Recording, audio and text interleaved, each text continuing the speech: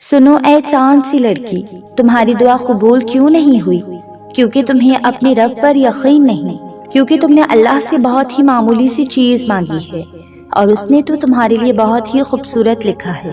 سنو اے معصوم لڑکی، وہ رب تمہیں ہر لمحہ دیکھتا ہے، جب تم تکلیف میں ہاتھ اٹھا کر اپنے لیے سکون مانگتی ہو اور جب تم سجدے میں سر رکھے اس سے بنا سانس لیے پکارتی ہو، پھر وہ کیسے تمہاری دعا کو ادھورا چھوڑ سکتا ہے جبکہ وہ تمہارے تڑپتے دل سے واقف ہے۔ اس رب کے پاس کس چیز کی کمی ہے؟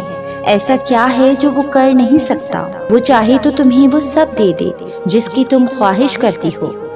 اسے ہر چیز کا علم ہے، وہ جانتا ہے کون کس کے قابل ہے اور کون کس کے لیے بنا ہے۔ تم اس سے ایک معمولی سے پتھر کے لیے ضد کرتی ہو اور وہ تمہارے لیے ہیرا تیار کیے بیٹھا ہے۔ تم اس سے ایک ستارہ مانگتی ہو اور اس رب نے تمہارے لیے خوبصورت چاند لکھا ہوتا ہے۔ ایسا نہیں ہے کہ وہ رب تمہیں سنتا نہیں، جو تم مانگ رہی ہو وہ تمہیں دے نہیں سکتا۔ وہ رب ہی ہے جو ناممکن کو بھی ممکن بنا سکتا ہے۔ تو کیوں اپنے رب سے مایوس ہو گئی ہو؟ اے معصوم لڑکی، وہ رب تو سجدوں میں مانگی دعاؤں کو ضائع نہیں کرتا۔ تمہارا رب تو ویسا ہی ہے جیسا تمہارا گمان ہے۔ تم یقین تو رکھو اس کی بادشاہت پر، وہ کسی چیز کو بھی ادھورا نہیں چھوڑتا۔ وہ کن کہتا ہے تو حقیقت بھی بدل جاتی ہے۔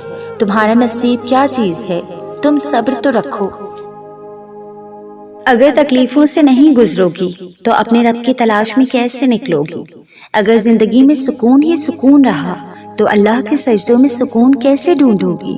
اگر سب حاصل کر لیا تو لا حاصل کی تلاش میں اللہ تک کیسے پہنچو گی؟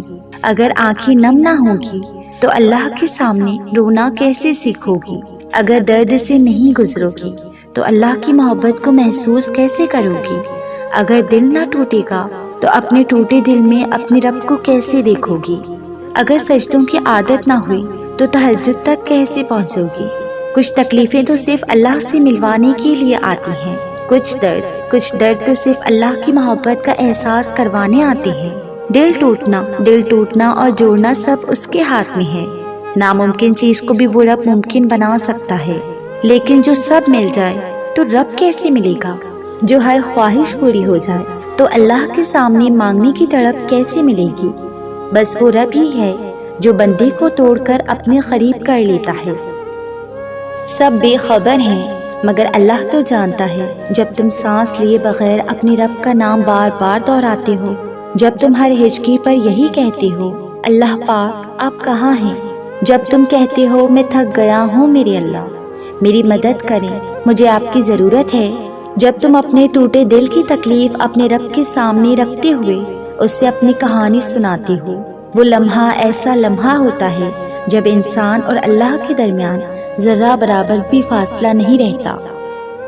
بس پھر اللہ اپنے بکھرے ہوئے بندے کا ہاتھ تھام لیتا ہے، اسے اس کی تمام تکلیفوں سمیت اپنی آغوش میں لے لیتا ہے، چھپا لیتا ہے۔ تب اللہ اپنے بندے کو سکھاتا ہے کہ میں کوئی بھی دعا کبھی بھی رد نہیں کرتا۔ بات صرف اتنی ہی ہے کہ وہ ہر چیز بہتر صورت میں عطا کرتا ہے، ہر حال میں صبر کرنا سکھاتا ہے۔ پھر ہم کیوں بھول جاتے ہیں کہ جب وہ کن کہتا ہے تو دنیا کی ساری طاقتیں ایک ہو کر اس کے فیکن کی تسبیح کرتی ہے، اور پھر وہ رب جو چاہتا ہے وہ ہر حال میں ہو کر رہتا ہے۔ وہ صبر کی داستان کو کبھی ادھورا نہیں چھوڑتا۔ جو تکلیف دنیا نہیں سمجھ سکتی وہ اللہ ایک سجدے میں سمجھ جاتا ہے۔ تہجد میں مانگی دعائیں اللہ سے اس کے کن کی سفارش کرواتی ہیں۔ آدھی رات میں کیے گئے سجدے اللہ سے خاموش دعاؤں کی قبولیت کا یقین دلاتی ہیں۔ تہجد اللہ کی محبت حاصل کرنے والا اور اللہ سے محبت کی باتیں کرنے کا بہترین وقت ہوتا ہے۔ اللہ کو انسان کا نیند سے بیدار ہو کر اس کے سامنے سجدہ کرنا اور آنسوؤں کی روانی سے دعائیں اللہ کو بتانا بہت پسند ہے۔ اس وقت میں مانگی گئی دعائیں بندے کی تقدیر بدل دیتی ہیں، ناممکن کو ممکن کی راہ دکھاتی ہیں۔ تہجد کی راہ میں چلنے والا مسافر کبھی منزل کو حاصل کیے بنا واپس نہیں لوٹایا جاتا۔ تہجد وہ لاڈلی عبادت ہے جو اللہ سے اپنی بات منوانے کی طاقت رکھتی ہے۔ تہجد بندے کو اللہ کی محبت کا احساس کرواتی ہے، یہ وہ وقت ہے جب رب اپنے ٹوٹے ہوئے بندے کو سکون کی دنیا میں لاتا ہے۔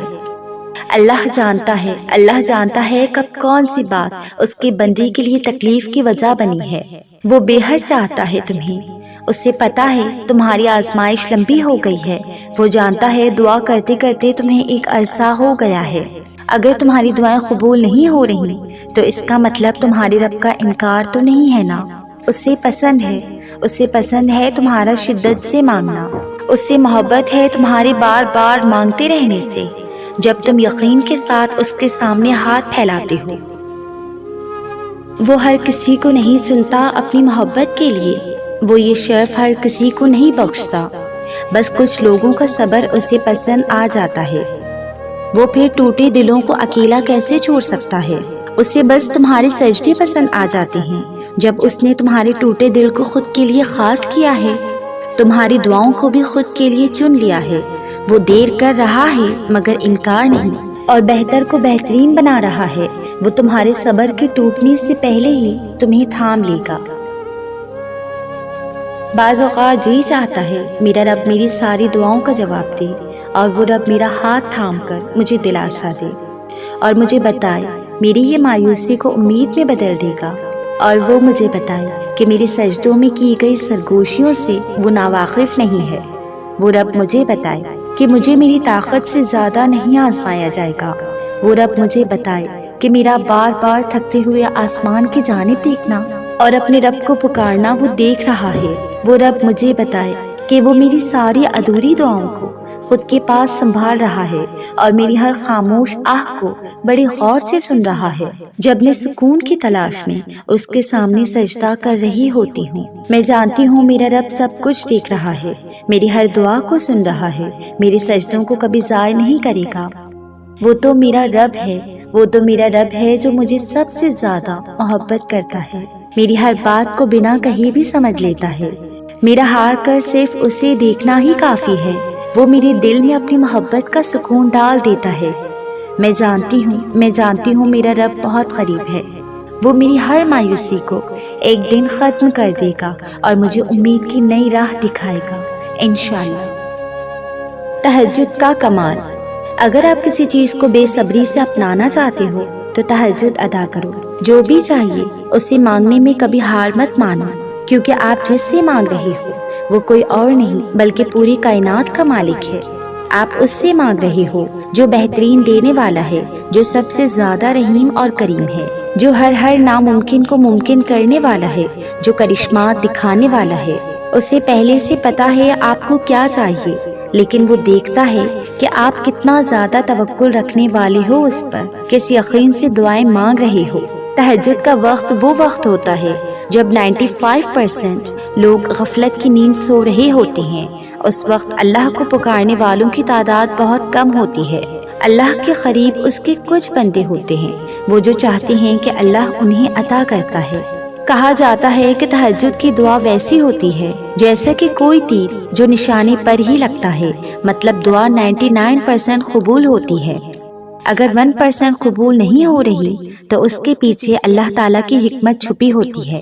ہو سکتا ہے جو مانگا جا رہا ہے وہ آپ کے حق میں بہتر نہیں ہے، اور ہو سکتا ہے ابھی اس کا صحیح وقت نہیں ہے ملنے کا، یا تھوڑی وقت کے بعد اس کا ملنا آپ کے لیے لکھا ہو۔ تہجد کے لیے میٹھی میٹھی نیند توڑ کر نرم بستر چھوڑ کر اٹھنا اور پھر رب کے حضور کھڑے ہونے والا، اسے کہتے ہیں قربانی، اسے کہتے ہیں کچھ پانے کی تڑپ۔ آدھی رات میں اٹھ کر آپ اپنے رب سے سوال کرو اور وہ خالی لوٹا دے، ایسا لگتا ہے آپ کو کہ وہ آپ کو خالی ہاتھ لوٹائے گا؟ یاد رہے تہجد نفلی عبادت ہے، یہ قبول تبھی ہوگی جب فرض کی ادائیگی ہوگی، مطلب پہلے ہمیں 5 وقت کی نماز پابندی سے ادا کرنی ہے، پھر تہجد۔ جب بھی اللہ کریم سے کچھ بھی مانگو تو چاہے وہ فرض نماز کے بعد کی دعا ہو یا تہجد کے بعد کی دعا، اپنے دل میں ڈاؤٹ مت رکھنا اس بات کا کہ ملے گا کہ نہیں، کیونکہ یاد رہے آپ اس سے مانگ رہے ہو جو 100% دے سکتا ہے۔ تہجد کے بعد ہو سکے تو سورہ الضحیٰ والضحیٰ بھی پڑھا کریں، ایک تسبیح تیسرے کلمے کی، اور اللہ تعالیٰ کو اس کے پیارے پیارے ناموں سے پکارا کرو اور دعائیں کیا کرو۔ سورہ الضحیٰ کا کہیں لکھا ہوا نہیں ہے، لیکن اس سے سکون ملتا ہے رات میں پڑھنے سے۔ ترجمے کے ساتھ پڑھیں اور مجھے بھی اپنی دعاؤں میں یاد رکھیں۔ جزاک اللہ۔